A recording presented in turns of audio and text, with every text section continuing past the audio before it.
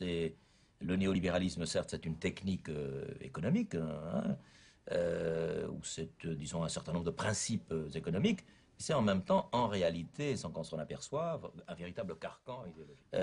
C'est-à-dire, ça consiste à énumérer un certain nombre de principes, notamment que le marché, la main invisible du marché, a vocation à régler la plupart des problèmes. C'est pas la peine que l'État s'en mêle ou que les citoyens s'en mêlent, laissez faire le marché, etc. Établir un certain nombre de principes comme également la déréglementation. Il faut déréglementer, tout a été trop réglementé, donc l'État est au présent. Il faut moins d'État. Il faut que, en quelque sorte, ce soit le capital qui l'emporte sur le travail. Il faut trancher toujours en faveur du capital. Et il faut privatiser, parce qu'il faut que, disons, le périmètre de l'État soit le plus réduit possible, le périmètre du privé le plus large possible. Il faut favoriser le libre-échange, parce que le commerce, c'est le développement. Quand l'idée d'éducation nationale est apparue, en gros, c'est au 18e siècle. Tu vois, au 18e siècle, dans la foulée de la Révolution française puis des États-nations en Europe, est apparue l'idée que un espace démocratique public va supposer des gens informés de ce qui se passe dans le monde et va supposer des gens qui ont été habilités à réfléchir, à discuter, à prendre part à des discussions. L'éducation, qui a donc comme fonction, pas la seule, mais une de ses fonctions importantes, c'est de former des citoyens, c'est de préparer les citoyens. De l'autre côté, les médias. On reviendra sur les médias peut-être plus tard dans la discussion, mais autour de l'éducation, c'est vrai qu'une des missions en droit, ça ne veut pas dire que dans les faits, ça a été bien joué, là. Ça ne veut pas dire que ça a été réalisé correctement non plus. Mais en droit, une des missions de l'éducation, c'était de former des citoyens, c'est-à-dire d'habiliter des gens à être capables de prendre part à des débats politiques en étant informés, puis en étant capables de penser aux questions politiques au-delà de leurs intérêts particuliers. C'était ça la chose importante. Pas de penser aux questions politiques, pas intervenir dans un débat économique, socio-politique du point de vue de mes intérêts égoïstes. Être capable d'en parler du point de vue du bien commun, du point de vue de l'intérêt collectif. L'éducation visait à former ça.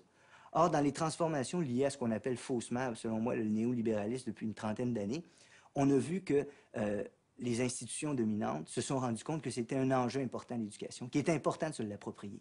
On peut se demander si, est-ce que c'est vrai ce que je suis en train de dire? Est-ce qu'ils pénètrent le monde de l'éducation? Alors, je pense que quiconque regarde le dossier se rend compte que c'est vrai. Du primaire jusqu'à l'université, ça varie selon les pays. C'est pas la même chose aux États-Unis, au Canada anglais, au Québec ou en France. Ça dépend de l'histoire de chacun des systèmes, ça dépend comment il s'est développé. Mais on voit une pénétration massive des corporations, des entreprises, du monde de l'industrie privée dans le système d'éducation. Pourquoi ils font ça? Pourquoi ils le font? Mais les réponses sont assez simples. Hein? C'est-à-dire que, d'abord, c'est un marché, l'éducation. C'est extrêmement rentable. Alors, il est intéressant de s'approprier ce pan-là de l'activité sociale et économique parce que c'est rentable. Ensuite, ça permet de s'approprier du cerveau des enfants. On peut le dire aussi brutalement que ça. Hein? Éduquer, c'est s'emparer du cerveau des gens. Quand les entreprises pénètrent le monde de l'éducation, ils visent à s'approprier du cerveau des enfants. C'est-à-dire ils visent à transformer les sujets qui sont là. Et là, à partir de ce moment-là, on voit dévier de la formation vers la citoyenneté, du sens du bien commun. La formation, on la voit dévier vers les intérêts des entreprises privées qui s'approprient le monde de l'éducation. C'est pas la même chose quand on pense le monde du point de vue de la culture, du point de vue du savoir, en extériorité, que quand on le pense du point de vue de ce que nous donne telle ou telle entreprise. Tu comprends? Et donc, ce deuxième élément-là est toujours présent.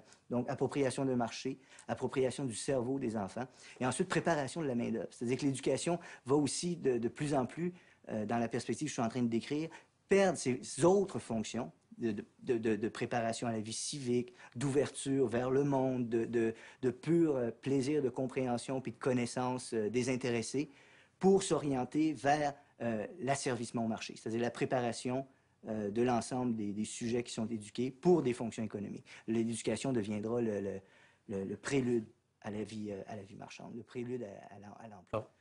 Aujourd'hui, on dit paradoxalement que nous sommes dans l'économie du savoir et de la connaissance, mais on n'a jamais aussi peu éduqué, aussi peu enseigné. Mais en même temps, on n'a jamais mis aussi d'emphase sur les institutions dites de formation et d'éducation. Mais je m'explique où est le paradoxe, où est le non-sens.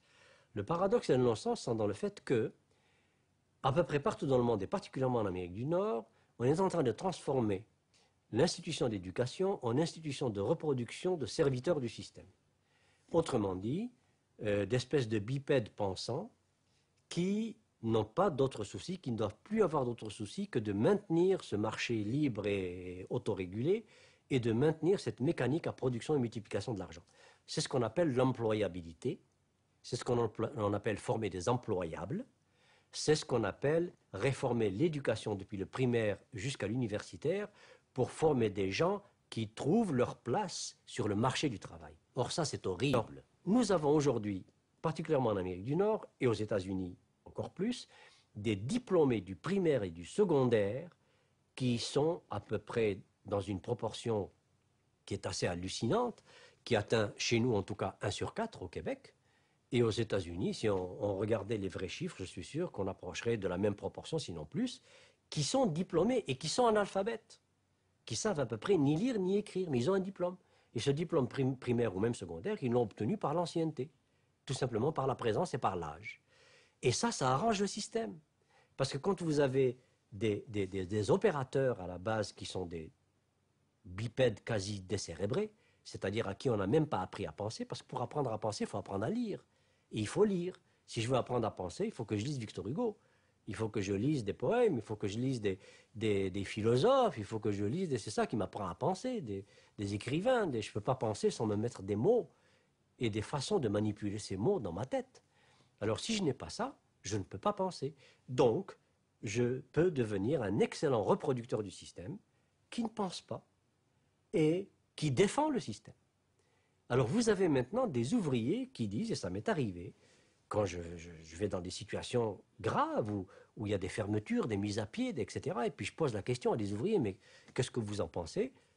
Très souvent, ils me disent, c'est la loi du marché, c'est la compétitivité, il faut qu'on soit plus compétitif que les Japonais, sinon ils deviennent les défenseurs du système qui est en train de les broyer.